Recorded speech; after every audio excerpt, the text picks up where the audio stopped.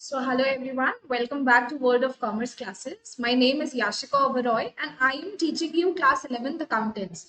So, the topic which we were studying was basic accounting terms. Basic accounting terms का ये third lecture है हमारा. Already दो lectures हो चुके हैं जिसमें हमने बहुत सारे टर्म्स कवर कर लिए हैं, like basic terms, cell purchase, cell return, purchase return, trade receivables, trade payables, debtors, creditors, bill receivable, bill payable, what is entity, what is turnover, what are drawings, etc. etc. what are expenses, cost, ये सब इनकर हो चुके हैं. आज की class में हम फर्दर पढ़ने वाले हैं discount and the type of discount, then the difference between stock and inventory, and then the difference between capital expenditure and the revenue expenditure. Plus we are going to study today deferred revenue expenditure. ये topics अगर हमारे हो गए that means हमारा पूरा basic accounting terms का जो chapter है वो कंप्लीट हो जाएगा. सो होपफुली आज लास्ट लेक्चर होगा इसका एंड ये चीज कंप्लीट हो जाएगी. आगे से हम दूसरा चैप्टर शुरू कर सकते हैं. ठीक है, चलो let's start. So the first term today which we are discussing is discount. Discount का मतलब क्या होता है? आप कहोगे मैम डिस्काउंट का मतलब होता है जब भी हम किसी पहचान वाले सेलर पे जाते हैं तो वो हमारे को डिस्काउंट देता है अगर वो हमें जानता है अच्छे से. मतलब कोई चीज का एमआरपी ज्यादा होता है बट वो हमें कम पे देता है. तो हाँ जी, आप सही कह रहे हो. एक तरीके से जो रिबेट होती है, रिबेट का मतलब है बेटा जो कंसेशन या छूट दे रहा है वो आपको प्राइसेस में, given by the seller to the buyer, it is termed as discount. Example आप लोगे तो वही आप जो दुकान वाले एग्जाम्पल ले रहे हो वही मान रहे हैं. एग्जाम्पल 30 रुपीज की एमआरपी है किसी चीज पे, आपको अगर सेलर दे रहा है, सेलर बायर को दे रहा है वही चीज 27 रुपीज में, दैट मीन्स उसने 3 रुपीज का डिस्काउंट दिया, कंसेशन दिया प्राइस में या रिबेट दी. अब ये डिस्काउंट दो तरीके के होते हैं. एक है हमारा ट्रेड डिस्काउंट, दूसरा है cash discount. These are very important. Why? Because आगे जाके इसकी जर्नल एंट्रीज आने वाली हैं एंड ये कॉन्सेप्ट अपने में ही बहुत बहुत इंपॉर्टेंस रखता है. ट्रेड डिस्काउंट क्या होता है बच्चे? ट्रेड डिस्काउंट का मतलब है जो लिस्ट प्राइस होती है. लिस्ट प्राइस आप हमेशा देखना, हर एक प्रोडक्ट पे पीछे कुछ ना कुछ लेबल वगैरह लगा होता है, वहां उसकी प्राइस होती है. तो जो उसका लिस्ट प्राइस होता है ना, उस पर एक फिक्स्ड परसेंटेज का डिस्काउंट. बहुत सारे शॉपकीपर्स ऐसे होते हैं जो कहते हैं जो भी प्राइस लिखा हुआ है इस पे हम आपको 20% डिस्काउंट दे देंगे या 25% डिस्काउंट दे देंगे. उन डिस्काउंट को कहते हैं हम ट्रेड डिस्काउंट. एग्जाम्पल अगर मैं आपको इसका बोल दूं,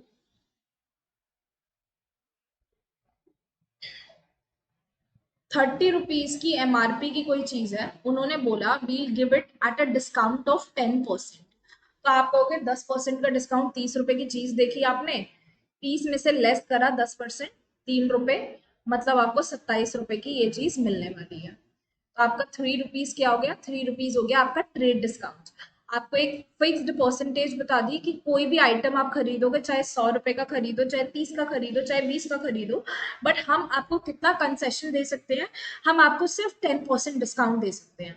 तो वो जो पर्टिकुलर लिस्ट प्राइस पे हर एक प्रोडक्ट पे डिस्काउंट मिल रहा है उसे हम ट्रेड डिस्काउंट कंसिडर करेंगे. अब दूसरी बात जो ध्यान रखने वाली है, मैं यहाँ पे आपको नीचे लिखवा रही हूँ, ध्यान देना, इंपॉर्टेंट पॉइंट है बच्चों. Trade discount are never recorded in books of accounts. Never recorded in books of accounts. BOA. BOA का मतलब books of accounts. लिख लो यहाँ पे. BOA. आगे से यही लिखूंगी मैं. Books of accounts.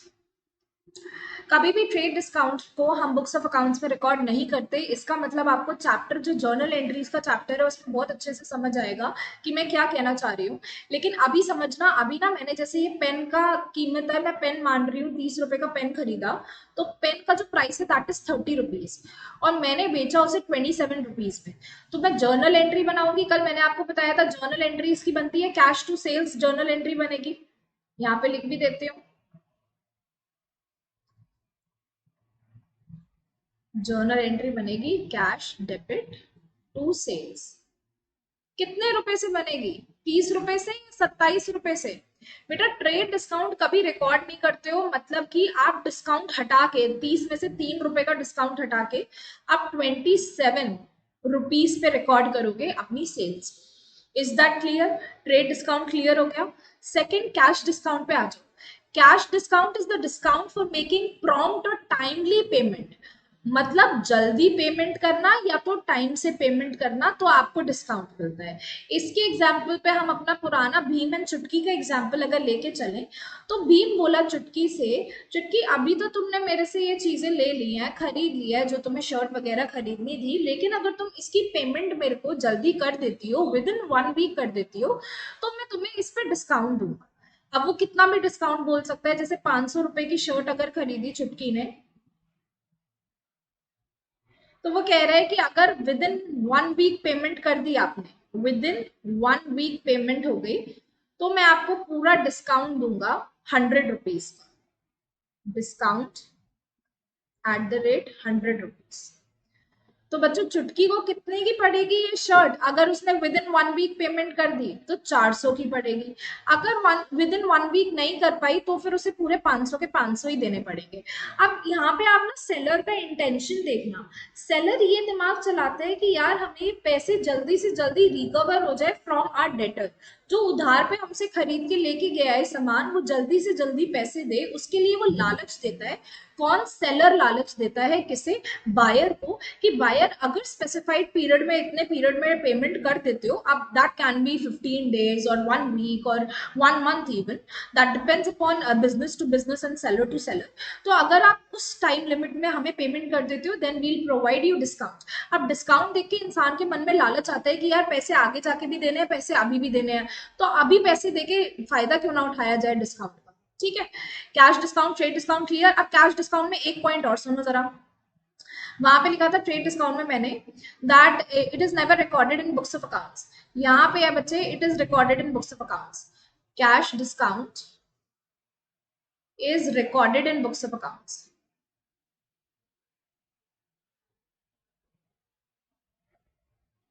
ठीक है, इसका मतलब क्या होता है? इसका मतलब मैं आपको जर्नल एंट्रीज जब पढ़ाऊंगी तब बताऊंगी, लेकिन मैं यहाँ पे आपको ये कहना चाह रही हूँ, जैसे कि आपने 30 की इस वाले एग्जाम्पल में, ट्रेड डिस्काउंट के एग्जाम्पल में 30 का पेन बेचा था, रिकॉर्ड करा 27 पे, क्योंकि मैंने आपको बताया कि आप डिस्काउंट को माइनस करके ही रिकॉर्ड करिएगा। यहाँ पे ऐसा नहीं होता है बच्चों, यहाँ पे हम डिस्काउंट को भी रिकॉर्ड करेंगे। अगर मैं अभी आपको जर्नल एंट्री बताना चाहूँ ना इस वाले केस की, तो मैं लिख देती हूँ, आप जब बाद में आगे रिवाइज करोगे तब आपको ये चीज समझ में आ जाएगी, अभी नहीं आएगी।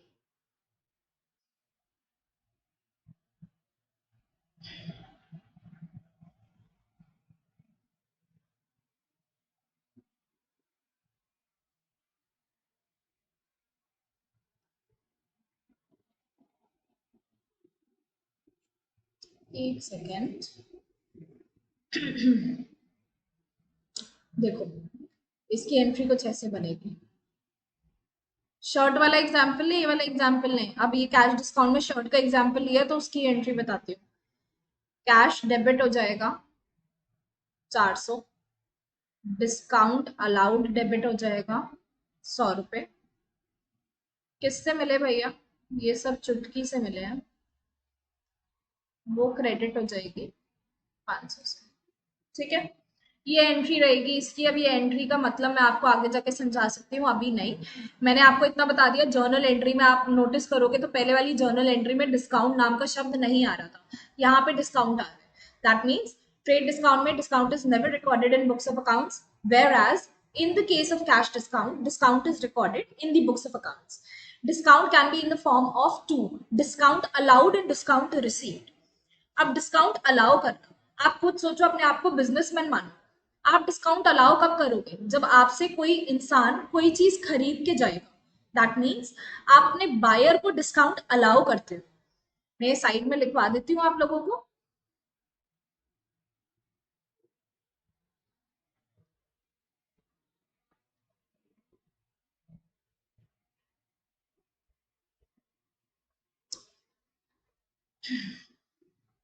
बायर को डिस्काउंट अलाउ करेंगे,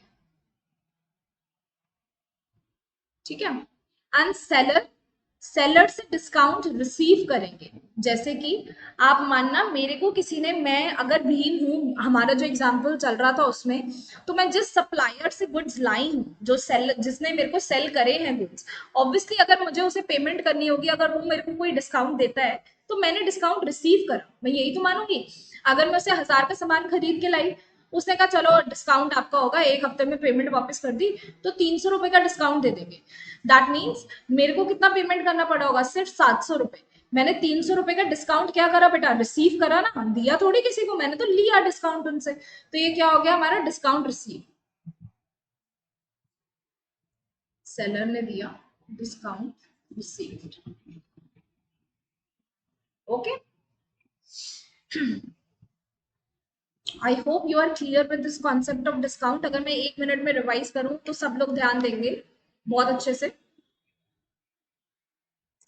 डिस्काउंट का मतलब होता है वो रिबेट या वो अलाउंस, या आप हिंदी में कह लो वो छूट जो हमें एक सेलर दे रहा है अपने बायर को।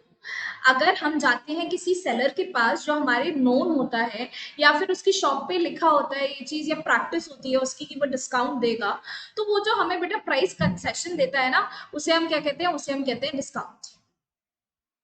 ठीक, then discount is further divided into 2 parts, trade discount, cash discount.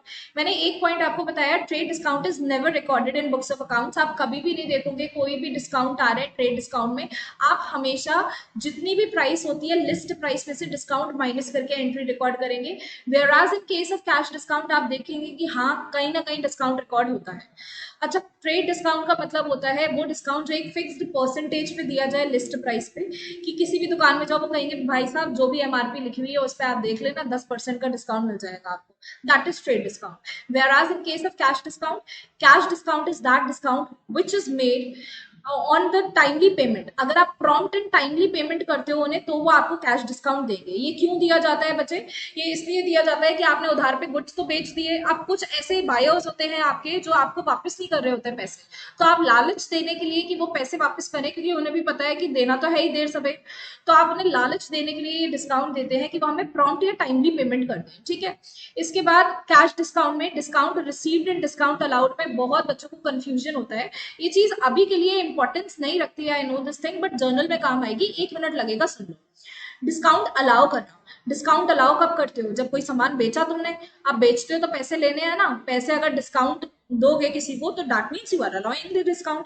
Discount receive कब करते हो, जब आप किसी से सामान खरीद रहे हो, आप सामान खरीद रहे हो तो आपको पैसे देने हैं। अब आप पैसे देते टाइम अगर कम पैसे दोगे उन्हें तो ये क्या हो जाएगा आपका, मतलब आपने डिस्काउंट रिसीव कर लिया, कुछ आपने पैसे अपने बचा लिए, तो ये चीज हो गई हमारी। अच्छा, बीओ का फुल फॉर्म मैंने बता दिया, बुक्स ऑफ अकाउंट्स होते हैं। नेक्स्ट टर्म है हमारा बच्चों जीएसटी। जीएसटी क्या होता है, जीएसटी एक टाइप का इनडायरेक्ट टैक्स है। जीएसटी 2017 से आ चुका है, आपके करिकुलम में भी इंक्लूड हो गया है। इसका एक चैप्टर है पूरा जिसमें आप इसकी बेसिक जर्नल एंट्री सीखोगे, बाकी और सारे टर्म्स इससे रिलेटेड, जीएसटी कितने तरीके के होते हैं, कौन सी स्टेट से ट्रांजैक्शन हो तो इंट्रा स्टेट इंटर स्टेट, सारे कॉन्सेप्ट उसमें सीखने हैं। बेसिक अकाउंटिंग टर्म्स में अभी बस इतना जानना है कि जीएसटी एक इनडायरेक्ट टैक्स होता है। इनडायरेक्ट टैक्स का मतलब होता है वो टैक्सेस जिसका बर्डन आप शिफ्ट कर सकते हो टू अनदर पर्सन। कैसे शिफ्ट कर सकते हैं मैम, एग्जाम्पल बच्चों भीम वाले एग्जाम्पल से बहुत अच्छे से समझ आएगा, वो रटा हुआ है आपको, बिकॉज जिन्होंने पहली क्लासेस देखी हैं, भीम जब डॉन से सामान खरीद के लाता है आगे बेचने के लिए तब भीम को जीएसटी पे करना पड़ता है। ठीक है, उस टाइम उसने पेमेंट करा, at which time, at the time of purchase। Point number 3 देखो, it is paid at the time of purchase। आप बच्चे जब उसने भीम ने सेल करे गुड्स आगे किसे, कालिया को एंड चुटकी को सेल करे, तब उसने उन लोगों से जीएसटी भी चार्ज कर लिया। आप देखते हो ना, हम कोई भी गुड्स खरीदते हैं उस पर जीएसटी भी लगता है। आप तो रेस्टोरेंट में भी जाते हैं, वहां भी जीएसटी अलग से वो लगाते हैं, सर्विस चार्ज वगैरह। तो बेटा ये जीएसटी क्या होता है, जीएसटी जब आप परचेज कर रहे हो तब आपको पे करना है, जब आप आगे सेल करोगे तब आप कस्टमर से कलेक्ट कर सकते हो। भीम कहेगा मैं क्यों उठाऊं यार जीएसटी का बोझ, मैं तो भैया डॉन को मैंने जीएसटी दी थी तो मैं आगे गुड्स बेच रहा हूँ कालिया को, और चुटकी को मैं उनसे वसूल लूंगा। अब जीएसटी क्यों बना गया है, ये तो आपने बहुत सारी चीजें सुनी होगी, आप थोड़े से छोटे हो गए जब 2017 में जब आया था ये। तो पहले ना बहुत सारे इनडायरेक्ट टैक्स होते थे, जैसे कि एक्साइज हो गया, सेल्स टैक्स हो गया, वैट हो गया, ये सारे टैक्सेस एक टैक्स में बदल चुके हैं। इन सब टैक्स की जगह एक टैक्स आ गया है अब GST, goods and services tax. अभी आपको इस डेफिनेशन के लिए बस इतना ही जानना जरूरी है। Coming on to our next definition, ये सबसे इंपॉर्टेंट पार्ट है, ध्यान से सुनना, लिख भी देती हूँ इंपॉर्टेंट टॉपिक। इन्वेंट्री क्या होती है, इन्वेंट्री 4 टाइप्स की होती है। इन्वेंट्री आपको होगा मैम, इन्वेंट्री का मतलब होता है जो भी सामान पड़ा हुआ है, जो भी हम मैन्युफैक्चर करते हैं या वो सारा सामान। तो हाँ चलो वो चीज मैंने मान ली, but the inventory is bifurcated into 4 parts: inventory of raw material, inventory of work in progress, inventory of finished goods and inventory of stock in trade. आप खुद बताओ, भीम की शर्ट बनाने की फैक्ट्री है, तो क्या वो शर्ट के लिए जब कॉटन यार्न लाया होगा, ठीक है, जो रॉ कॉटन होता है वो लाया होगा, या फिर वो डाई करने के लिए कलर्स लाया होगा, बटन लगाने के लिए बटन लाया होगा, तो ये सब उसका रॉ मटेरियल हुआ। जितना भी सामान उसका पड़ा हुआ है, जैसे कि एग्जाम्पल बटन्स, डाई और कलर्स एंड कॉटन, ये सब हो गया उसका रॉ मटेरियल का इन्वेंट्री। अब वर्क इन प्रोग्रेस, अब शर्ट तो रेगुलर बन रही है ना, तो कुछ शर्ट ऐसी भी होंगी जो थोड़ी बहुत बन चुकी होंगी। मैं मान लेती हूँ कि शर्ट तो बन चुकी है लेकिन उसे कलर नहीं हुआ है, तो मतलब वो प्रोसेस है, शर्ट विदाउट कलर, वो इन प्रोग्रेस है, ठीक है। तो उन शर्ट्स का पूरा स्टॉक जो इन प्रोग्रेस है, अभी पूरा तैयार नहीं हुआ है, उसे हम लेंगे inventory of work in progress में। अब इन्वेंट्री ऑफ फिनिश्ड गुड्स क्या होता है? शर्ट पूरी बन गई है भैया, बटन भी लग गए हैं इसमें, पूरी की पूरी ये आपकी, ये देखिए बटन भी लग गए, पूरी की पूरी शर्ट आपकी तैयार है, और कलर भी हो चुका है इसमें भैया, जिस भी कलर की ये थी वो कलर भी हो चुका है, डिजाइन वगैरह सारा बन गया। तो जितनी भी शर्ट्स बनी बनाई हमारे पास पड़ी हुई हैं जो अभी नहीं बिकी हैं, दैट आर अनसोल्ड, वो क्या हो गया? हमारी इन्वेंट्री ऑफ फिनिश्ड गुड्स हो गया। फिर से बच्चों पहले ये 3 समझना, फिर स्टॉक पे आएंगे, बिकॉज बहुत बार एग्जाम में आता है इन्वेंट्री एंड स्टॉक का अंतर। इन्वेंट्री हमारा वो सामान जो अभी बिका नहीं है, एंड इसके बहुत सारे स्टेजेस होते हैं। कुछ इन्वेंट्री होती है हमारी रॉ मटेरियल की, जो रॉ मटेरियल लाए हैं मैन्युफैक्चर करने के लिए, गुड्स को प्रोसेस करके फिनिश्ड गुड्स में कन्वर्ट करने के लिए, वो सारी चीजें अगर पड़ी हैं तो वो किस में आएंगी? इन्वेंट्री ऑफ रॉ मटेरियल में आएंगी। Inventory of work in progress, shirt बनी, शर्ट में अभी कलर हुआ ही नहीं है, मतलब आधी अधूरी शर्ट है, अभी काम प्रोग्रेस में है, तो जितनी भी शर्ट्स ऐसी पड़ी है वो inventory of work in progress में आएंगी। अच्छा शर्ट बन गई, कलर भी हो गई और इसपे बटन भी लग गए, फिनिश्ड गुड्स बन गई है, लेकिन अभी ये अनसोल्ड पड़ी हुई है, तो ये क्या हो गया? इन्वेंट्री ऑफ फिनिश्ड गुड्स हो गया। अब आते हैं फोर्थ पे, inventory of stock and trade क्या होता है? जो सामान आप रीसेलिंग पर्पस के लिए लाते हो, आगे बेचने के लिए लाते हो, उसे आप inventory of stock and trade में इसे ले लोगे। क्या सामान भैया? भीम के एग्जाम्पल में मैं मान लेती हूँ कि वो शर्ट बेचता था ना, तो शर्ट के साथ हाई डिमांड थी उसकी टाई की, ठीक है, high demand of tie.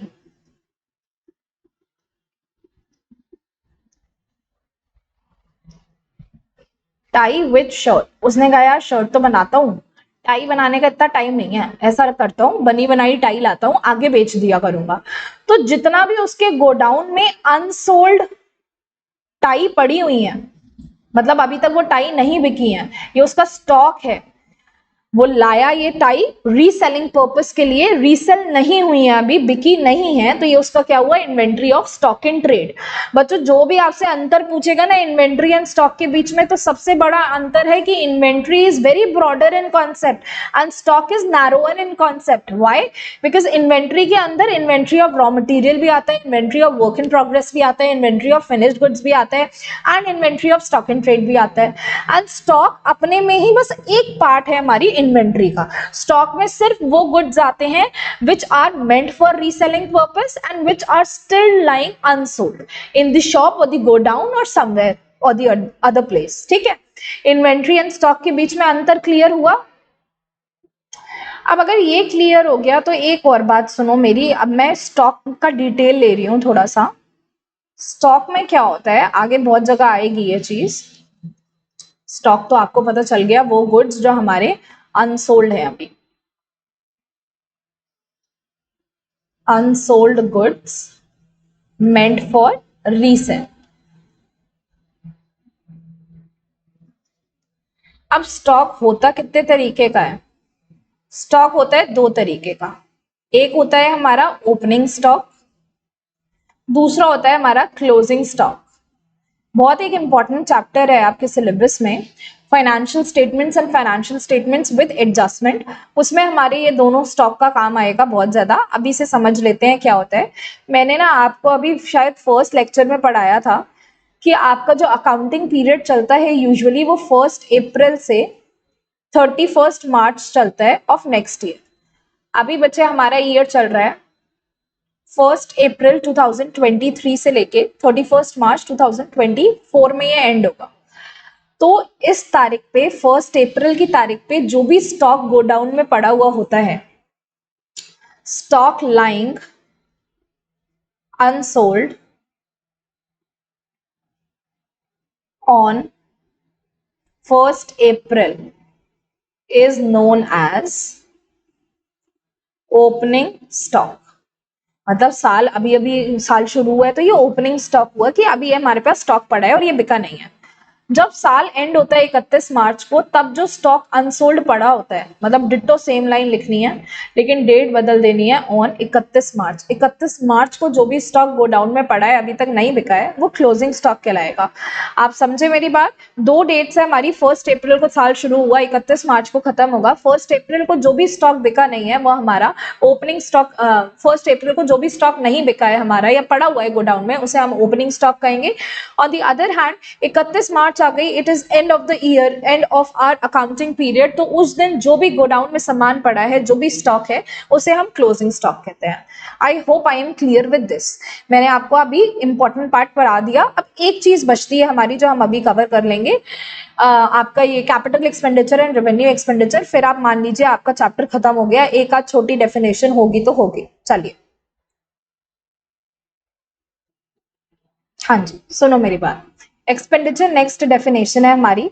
Expenditure से पहले हमने कर लिया अपना स्टॉक क्या होता है, हमने कर लिया इन्वेंट्री के कितने टाइप्स होते हैं, जीएसटी की डेफिनेशन पढ़ ली हमने, एंड डिस्काउंट का सारा प्रोसीजर हमने समझ लिया कि कितने टाइप के डिस्काउंट होते हैं, किसकी अकाउंटिंग होती है बुक्स ऑफ अकाउंट्स में, किसकी अकाउंटिंग नहीं होती है। अब आते हैं एक्सपेंडिचर पे। ये आपने कंप्लीट कर लिया, मतलब चैप्टर ओवर है। बस जैसे ये कैपिटल एक्सपेंडिचर रेवेन्यू एक्सपेंडिचर है ना बच्चों, वैसे ही कैपिटल रिसीट रेवेन्यू रिसीट है, बस वैसे ही ये एक्सपेंडिचर है, वहां पे रिसीट होगी किसी चीज की, एंड फिर हमारा टॉपिक कंप्लीट हो जाएगा। अब सुनो, एक्सपेंडिचर होता क्या है? कोई भी पेमेंट किसी बेनिफिट को रिसीव करने के लिए। आप एग्जाम्पल मानिए, मैंने अपना बिजनेस शुरू करना था, मैंने एक मशीन खरीदी जो मशीन मैन्युफैक्चर करती है डेकोरेटिव आइटम्स। ठीक है, बैम्बू स्टिक से, बैम्बू से डेकोरेटिव आइटम बनते हैं उस मशीन द्वारा। तो वो मशीन मेरे लिए क्या हुई बच्चों? उस मशीन से मेरे को बेनिफिट मिलने वाला है आगे जाके, वो मैं प्रोडक्ट बना के सेल करूंगी, तो वो मेरे लिए जो मैंने मशीन खरीदी तो वो एक्सपेंडिचर हो गया। अब वही एक्सपेंडिचर, दिमाग लगाना, अभी दूसरा कॉन्सेप्ट भी समझा दूंगी। ये बेटा एक्सपेंडिचर मैं रोज रोज मशीन खरीदूंगी क्या अपने बिजनेस के लिए? या ऐसा होता है कि जब आपने बिजनेस सेटअप करा तब आप मशीन्स खरीदते हो, कुछ यानी एक सेटअप हो जाता है, 15-20 साल तक या 10 साल तक वही मशीन आपकी काम करती है, जब वो खराब होने लगती है तब आप उसे रिप्लेस करते हो। आप कहोगे ना हाँ मैम ये तो 10-12 साल में एक ही बार मशीन सेटअप होती है। तो जो एक्सपेंडिचर आप ऐसा कर रहे हो ना, जिससे आप कोई ऐसी चीज अक्वायर कर रहे हो जो असेट बन रहा है आपके लिए, जो सालों साल यूज होगा, एक अकाउंटिंग पीरियड में उसके बेनिफिट खत्म नहीं होंगे, वो एक्सपेंडिचर कैपिटल एक्सपेंडिचर कहलाएगा। देखना क्या लिखा है, कैपिटल एक्सपेंडिचर में लिखा है इनकर्ड फॉर अक्वायरिंग, हाँ जी अक्वायर करूंगी अगर मैं असेट तो, और इंक्रीजिंग अगर मैं वैल्यू इंक्रीज करूंगी असेट की तो। अक्वायरिंग का एग्जांपल मैंने आपको बताया कि मैंने एक ऐसी मशीन खरीदी जो बैम्बू से मेरे डेकोरेटिव आइटम बनाएगी, ये मेरा कैपिटल एक्सपेंडिचर हुआ क्योंकि इसके बेनिफिट मुझे कई साल तक मिलने वाले हैं। तो एक कैपिटल ना हमेशा दिमाग में लेके चलना, मोटे मोटे खर्चे आते हैं इसमें, मोटे मोटे खर्चे या मोटे मोटे रिसीट्स कैपिटल वर्ड मान के चलना। अब increasing the value of asset का एग्जांपल दीजिए मैम। इसका एग्जांपल हो गया बच्चों, जो मैंने मशीन खरीदी थी 5 साल बाद उसकी कोई बिल्कुल मेजर मोटर थी, वो मोटर खराब हो गई। अब वो मोटर मैंने चेंज कराई, एंड उस मोटर के चेंज कराने की वजह से मेरी मशीन की लाइफ जो 10 साल चलनी थी, 5 साल बाद मैंने मोटर चेंज कराई, तो वो अब आगे और कई साल तक काम करेगी अच्छे से। दैट मीन्स मैंने अपने असेट की वैल्यू को इंक्रीज कर लिया, या हो सकता है मैंने पुरानी मोटर चेंज करके अब एडवांस मोटर उसमें फिट करवा दी हो, जिससे कि मेरा आउटपुट बढ़ जाएगा। पहले अगर वो डेकोरेटिव आइटम 1 घंटे में 5 आइटम बना पाती थी, तो अब जो मैंने उसकी मशीन लगाई है ना, जो मोटर लगाई है ना, उस मोटर की वजह से वो मशीन 1 घंटे में मेरे को डबल आउटपुट प्रोड्यूस करके दे रही है। तो मैंने या तो कोई खर्चा करा असेट अक्वायर करने के लिए, या तो मैंने कोई खर्चा करा असेट की वैल्यू को इंक्रीज करने के लिए, वो मेरा कैपिटल एक्सपेंडिचर कहलाएगा। रेवेन्यू एक्सपेंडिचर क्या होता है? ऐसा एक्सपेंडिचर जो आप कर तो रहे हो अपना खर्चा, लेकिन उससे मिलने वाले आपको बेनिफिट एक अकाउंटिंग पीरियड तक ही मिलेंगे, उसके बाद वो खत्म हो जाएंगे। एग्जाम्पल, मैंने सेटअप करा अपना बिजनेस, मेरे को चाहिए थी रेंट पे कोई जगह, रेंट पे मैंने ली फैक्ट्री, रेंट एग्रीमेंट मैंने करा। अब मैं रेंट जो पे कर रही हूँ बच्चों, उसका बेनिफिट मेरे को एक अकाउंटिंग पीरियड तक मिलेगा if I pay rent on a monthly basis और on an yearly basis. If I assume कि मैं ईयरली बेसिस पे रेंट पे कर रही हूँ, 1 साल का मैंने रेंट पे कर दिया, तो क्या ये जो 1 साल का रेंट पे करा, खर्चा तो हुआ है, मैं मानती हूँ, इसका बेनिफिट मिल रहा है, हाँ जी बेनिफिट मिल रहा है, हमें जमीन मिल रही है बिजनेस करने के लिए। तो ये बेनिफिट कब तक मिल रहा है बेटा? तब तक के लिए जब तक के लिए हमने अपना खर्चा किया है। खर्चा मैंने 11 या 12 महीने का रेंट पे करा है, तो भैया 11 या 12 महीने के लिए मेरे को वो अभी जगह मिली है ऑन रेंट। रेवेन्यू एक्सपेंडिचर का ये एक एग्जांपल हो गया। आप ना फाइनेंशियल स्टेटमेंट्स वाले चैप्टर में पढ़ोगे, जितने भी हमारे खर्चे trading and profit and loss में आते हैं, वो सारे के सारे खर्चे रेवेन्यू नेचर के होते हैं, मतलब हर साल इनकर होते हैं। लाइक सैलरी हो गई, मैनेजर की कमीशन हो गई, रेंट हो गए, कुछ टैक्सेस हो गए, ये सारे की सारे रेवेन्यू एक्सपेंडिचर होते हैं, हमें इनकर करने ही होते हैं। And capital expenditures are non recurring in nature. अभी मैं डिफरेंस आपको पढ़ाऊंगी ना,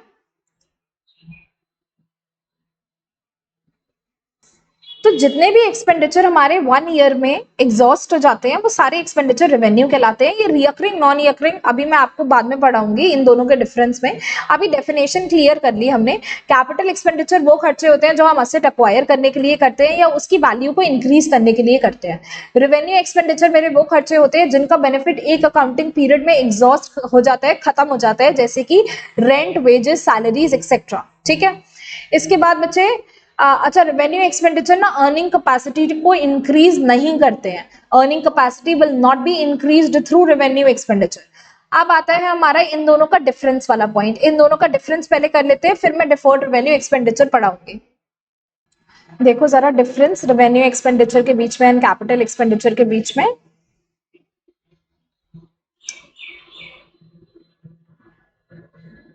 हाँ, capital expenditure and revenue expenditure. बच्चे, कैपिटल एक्सपेंडिचर इनकर किया जाता है किसी असेट को अक्वायर करने के लिए, या तो असेट की वैल्यू को या अर्निंग कैपेसिटी को इंक्रीज करने के लिए। वेराज रेवेन्यू एक्सपेंडिचर हमारा वो खर्चा होता है जो day to day running of the business के लिए इनकर करा जाता है, जैसे रेंट हो गया, इलेक्ट्रिसिटी का चार्ज हो गया, एक्सेट्रा एक्सेट्रा। कैपिटल एक्सपेंडिचर ना हमारा अर्निंग कैपेसिटी को बढ़ाने के पर्पज से किया जाता है।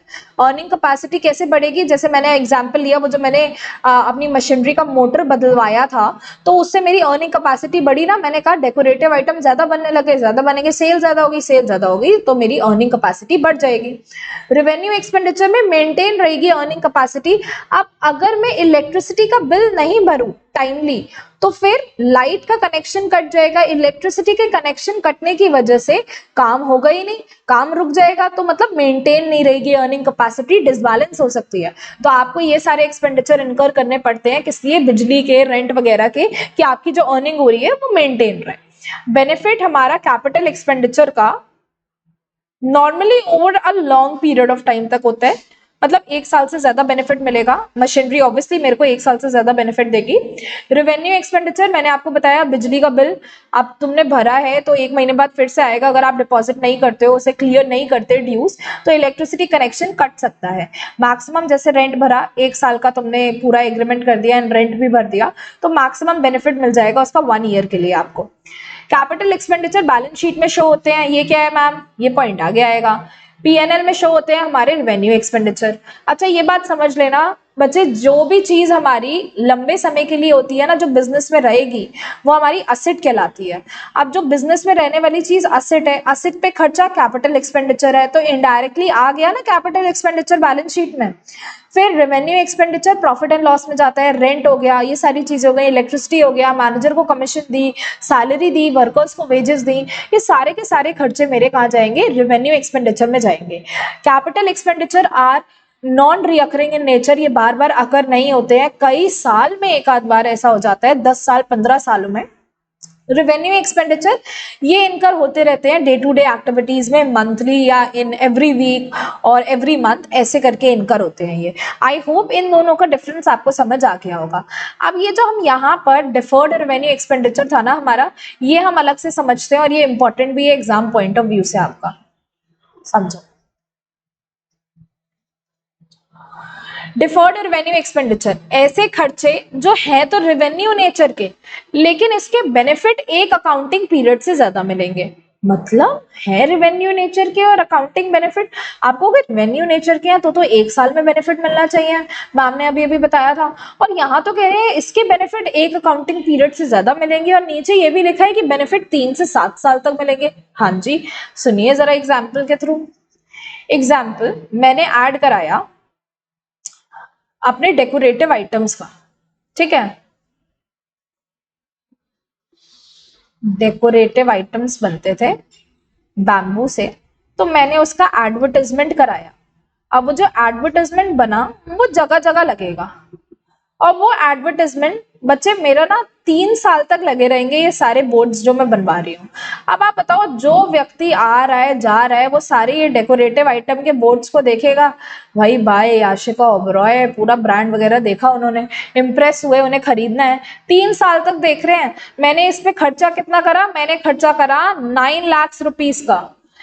दिल पे हाथ रख के मुझे बताना, ये 9 लाख रुपए आप क्या एक ही साल में खर्चा दिखा दोगे, या आपका दिल ये कह रहा है कि नहीं मैम, इसका बेनिफिट तो हमें 3 साल तक मिलेगा, आपने 3 साल के लिए लगवाए हैं, दैट मीन्स कस्टमर्स 3 साल तक इन्हें देखेंगे और आपकी सेल्स बढ़ेगी। तो आपको 3 साल में ये बाइफरकेट करके लिखना चाहिए। वन ऑप्शन 9 लाख पूरा दिखा दूं एक्सपेंस, या फिर 9 लाख को 3 साल में डिवाइड करके दिखाऊं। तो the correct answer is 9 lakh को 3 इयर्स में डिवाइड करके दिखाऊंगी।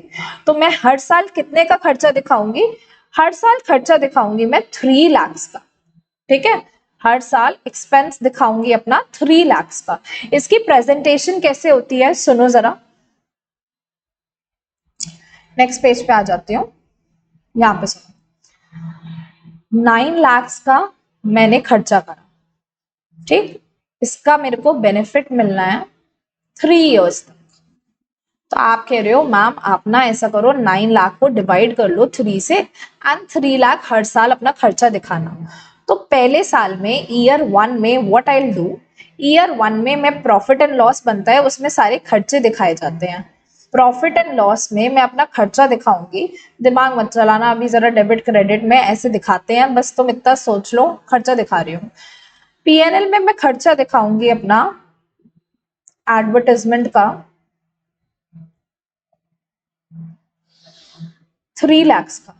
आप कहोगे मैम ये 9 लाख में से 3 लाख तो आपने दिखा दिया, बचे हुए 6 लाख को कहाँ लेके जाएं। आप मेरे को एक बात बताओ, ये 6 लाख का खर्चा आगे राइट ऑफ करना है ना, आपने आगे राइट ऑफ करना है, मतलब ये एक अकाउंटिंग पीरियड से ज्यादा चलना है ना आपका। आप इसे बैलेंस शीट में दिखाओगे, बैलेंस शीट ना 2 में डिवाइडेड होती है, लाइबिलिटीज में एंड असेट्स में।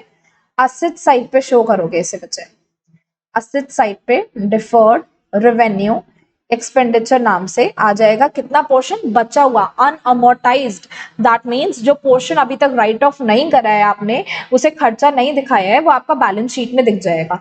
अब आ जाओ जरा ईयर 2 में, खुद अपना दिमाग चला के आंसर देने का ट्राई करना मेरे लिखने से पहले, वीडियो पॉज करके।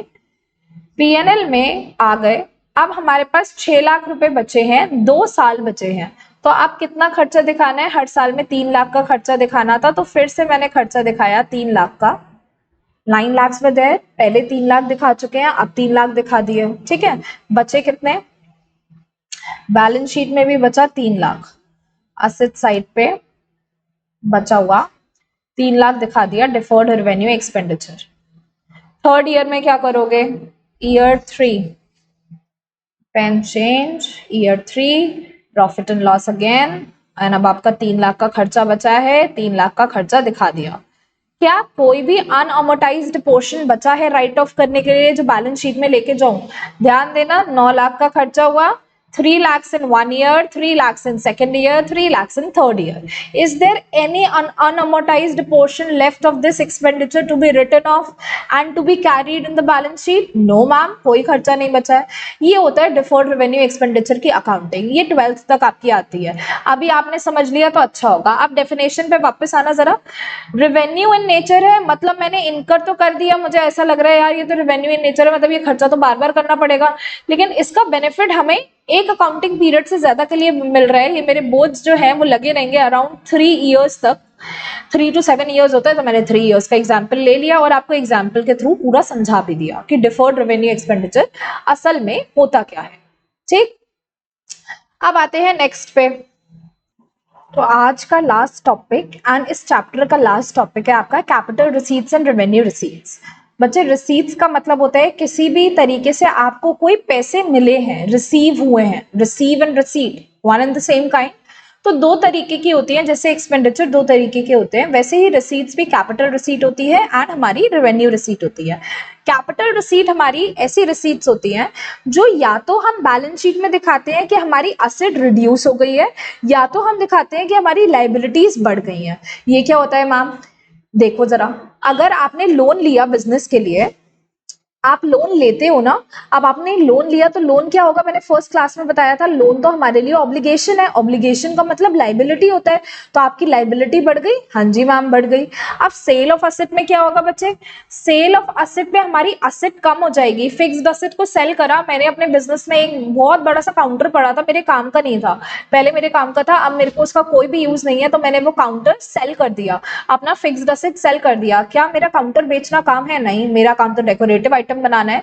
तो अगर मैं फिक्स्ड असेट को सेल कर रही हूँ तो ये मेरे लिए क्या हो गया? कैपिटल रिसीट हो गया। व्हाई? बिकॉज मेरे को एक रिसीट मिली, वो रिसीट जो नॉन रिकरिंग है नेचर में, बार बार नहीं मिलने वाली। Why? Because it is not my business to sell the counters.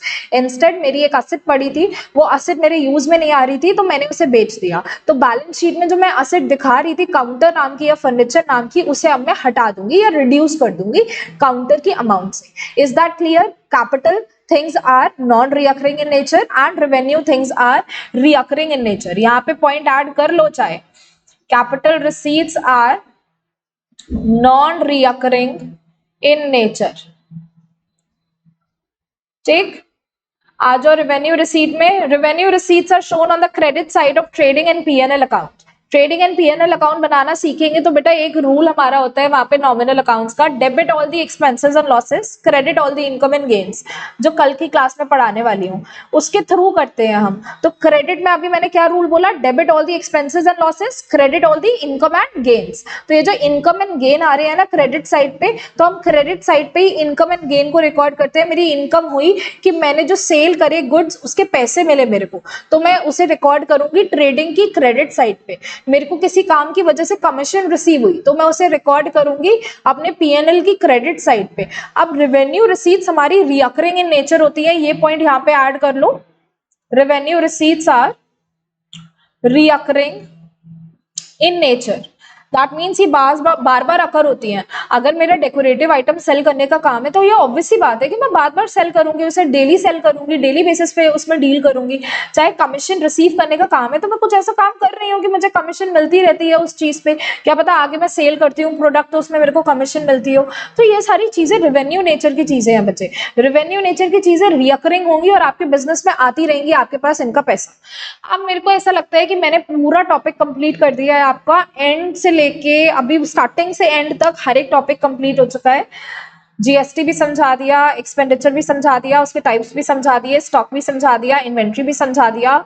So I hope I am done for the day and for this chapter, and in the next class we will be covering process and bases of accounting, उसमें मैं आपको process of accounting अभी पढ़ाने वाली हूँ, ठीक। Process of accounting का lecture होगा, उसके बाद वी विल स्किप टू अपना ये accounting equation chapter, that is very interesting. Numerical portion ऐसा नहीं रखूंगी मैं कि सिर्फ थ्योरी थ्योरी चल रहा है, थोड़ा न्यूमेरिकल आ जाएगा तो आपका इंटरेस्ट थोड़ा और बढ़ने लगेगा सब्जेक्ट में। एंड आई होप सो आपको सब कुछ क्लियर हो रहा है। अगर कुछ भी डाउट हो बच्चे तो मेरे से पूछ लेना। अगर कोई भी डिस्टर्बेंस होता है या आपको लगता है कि नहीं मैम हमें समझ नहीं आ रहा है या माइंड में थोड़ा लग रहा है, कंफ्यूजन हो रही है, तो you can leave your any doubt in the comment section and I will entertain it for sure. Okay बच्चों, चलो take care, bye bye for today.